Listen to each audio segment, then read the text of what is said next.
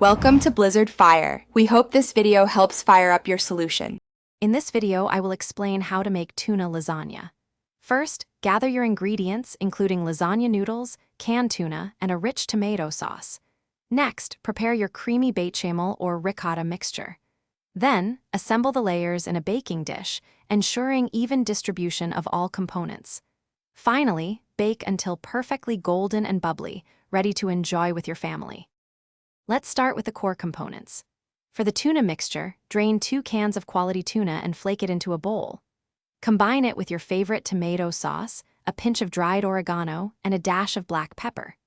For the creamy element, you can make a simple bechamel sauce using 2 tablespoons of butter, 2 tablespoons of flour, and 2 cups of milk, or mix ricotta cheese with 1 egg and 1/4 cup of grated Parmesan. Now for the fun part, assembly. Start by spreading a thin layer of your creamy sauce on the bottom of a 9x 13-inch baking dish. Lay down your first layer of lasagna noodles, ensuring they cover the sauce. Next, add a generous layer of the tuna mixture, followed by another layer of creamy sauce. Repeat these layers, finishing with a final layer of sauce and about 1.5 cups of shredded mozzarella cheese on top. Finally, it's time to bake your masterpiece.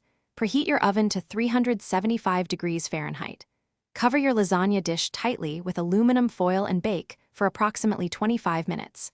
Then, remove the foil and continue baking for another 15 minutes, or until the top is beautifully golden brown and bubbly.